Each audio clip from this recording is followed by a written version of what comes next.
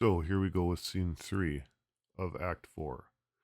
Othello and Desdemona, Lodovico, and Emilia are at Othello's lodging. Remember, he invited Lodovico to come over for dinner that night. In spite of the fact that he was hitting his wife in front of Lodovico, they're still, statesmen. They still have their jobs to do. So he comes over to eat, and he's being polite to everybody. And now Lodovico and Othello are heading out for a walk to talk or whatever. That's where we join the scene.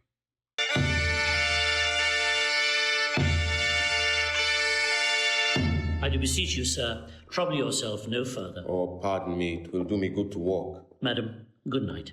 I humbly thank your ladyship. Your honour is most welcome. Will you walk, sir? Oh, Desdemona. My lord? Get you to bed on the instant. I will be returned forthwith. Dismiss your attendant there. Look, be done. I will, my lord.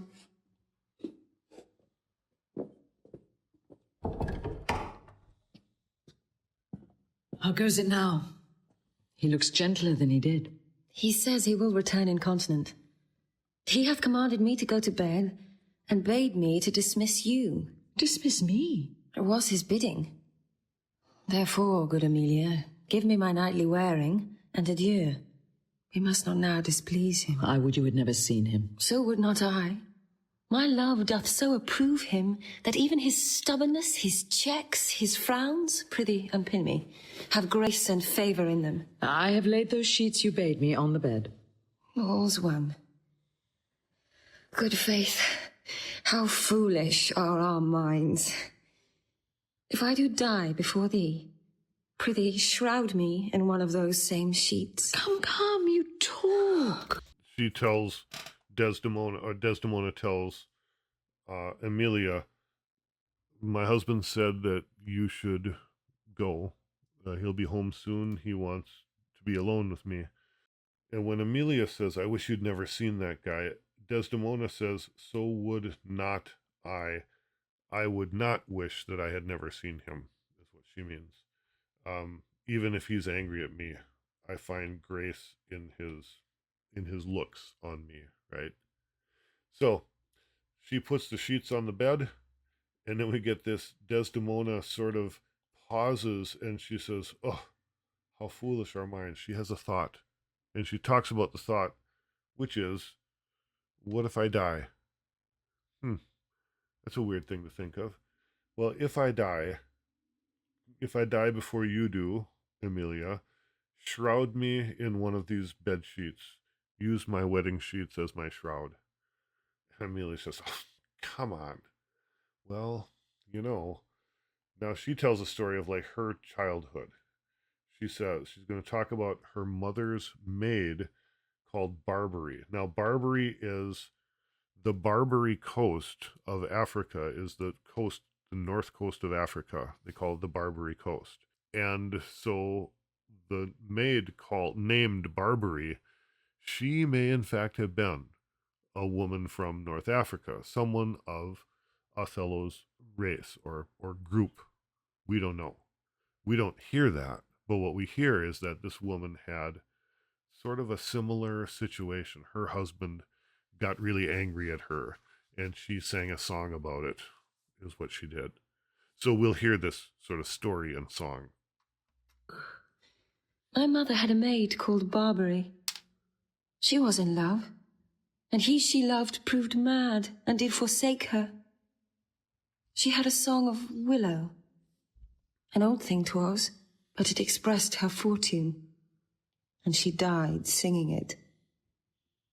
That song tonight will not go from my mind. I have much to do but to go hang my head all at one side and sing it like poor Barbary. Prithee, dispatch. Shall I go fetch your nightgown?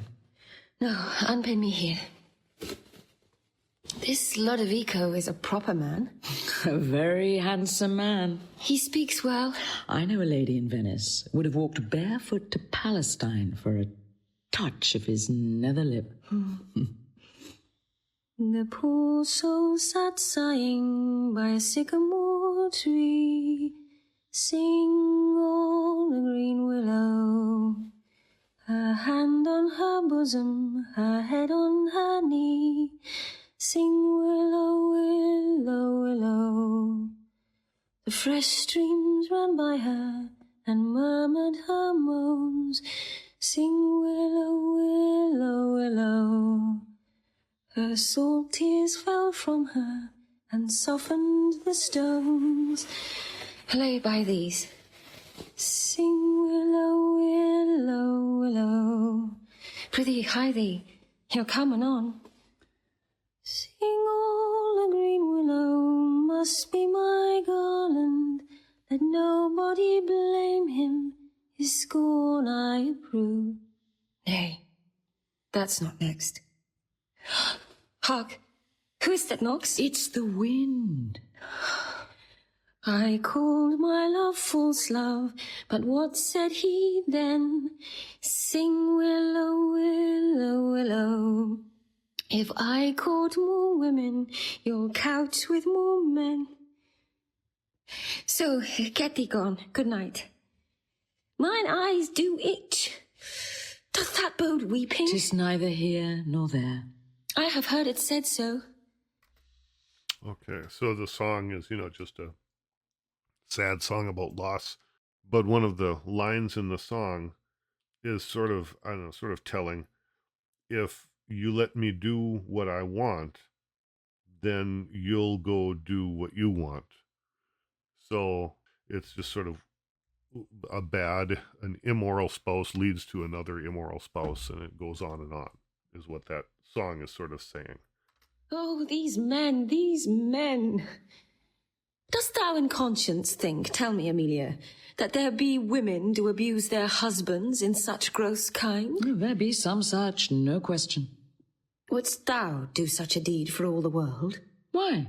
Would not you? No, by this heavenly light. Oh, no, I neither, by this heavenly light. I might do it as well in the dark. Wouldst thou do such a deed for all the world? Oh, the world's a huge thing. It is a great price for a small vice.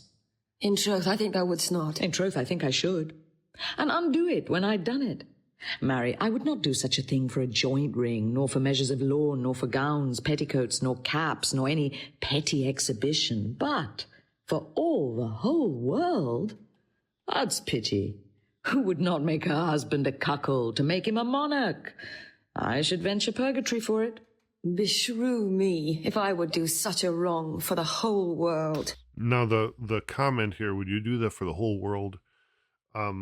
They're making sort of fun of the fact, I wouldn't do that for the whole world. Well, I would do it for the whole world. If that's all it took, you just got to do that once, and it's like you get the whole world out of it. It sounds like a pretty good deal, Or Desdemona says, I would never do it by this heavenly light, sort of by God. And Amelia says, well, I wouldn't do it like by God either, but I might do it in the dark. So she's a little bit, saucy as well. But now here, we hear this. The Desdemona says, I wouldn't do such a thing, such a wrong for the whole world. And listen to Amelia's logic here. Why, the wrong is but a wrong i' the world, and having the world for your labour, 'tis a wrong in your own world, and you might quickly make it right. So you hear that? If you did this sin, did this wrong thing, and you got the world out of it, well, so the world is yours. You can say it's no longer a wrong thing, right? If you really are in charge, and all you had to do was this thing, you can just declare it not a sin. It's like, come on. Desdemona says, oh, there's no such women. Oh, yeah, there are, says Amelia. I do not think there is any such woman. Yes, a dozen. And as many to the vantage as would store the world they played for. But I do think it is their husbands' faults if wives do fall. Say that they slack their duties and pour our treasures into foreign laps, or else break out in peevish jealousies, throwing restraint upon us, or say they strike us, or scant our former having in despite. Why? We have galls, and though we have some grace, yet have we some revenge. Let husbands know. Their wives have sense like them. They see and smell, and have their palates both for sweet and sour, as husbands have. What is it that they do when they change us for others? Is it sport? I think it is. And doth affection breed it? I think it doth. Is't frailty that thus errs? It is so too. And have not we affections, desires for sport and frailty as men have? Then let them use us well, else let them know. The ills we do, their ills instruct us so. Good night. Good night. God me such usage send, not to pick bad from bad, but by bad mend. Now, in this last little speech of Amelia's, she says, if we ever do that kind of thing, we can blame our husbands because, if they give our presents away or if they, hit us or do any of this stuff, they've got to know that we'll be offended. We have sense just like they do. And not only that, they get tempted to go and chase after people. Well, don't they think that we have that kind of temptation too? They don't respect us if they don't consider us at least as sinful as them, right? So, if we actually end up sinning like this, it's because they started it. They got to know that. Desdemona says, I pray that God sends me the ability not to do bad things because bad things happen to me, which is what Emilia was just saying, but instead to mend bad things. I hope I have the skill to mend the bad things rather than just to punish the bad doer.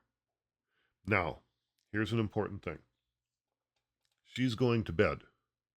And when you picture the stage, like we've seen before, here's the back wall. There's a door here, door here, door here. Here's the pillars. And the audience is sitting out here. Again, we're looking down from the roof onto the stage. Okay? This curtain here, this is on the whole stage. This is a standard thing. There's a big open archway in the middle of the stage in Shakespeare's time, in the Globe Theater, in other theaters. And when you slide this curtain back, you can put something in this room that everyone can see. The audience can see in there, but it is in sort of a different room. And this is where the bed is that Desdemona is getting bedded down in. There is not a bed out here on stage that Emilia just put the sheets on and that Desdemona is going to lay on because it couldn't be there for the next scene. What they do is they have the bed back here, just inside this little roomlet, if you will. And when the curtains open, you can see the bed in there. And then when they slide the curtain shut, then it's a wall. It's a back wall. And anything can go on out here. And they aren't going to be like in the bedroom when they start talking out here. This is a whole different room then. But then if they go back into the bedroom, they just open this up. There's the bed. So that's an important sort of staging to understand for what happens in the rest of the play. And that's the end of the act.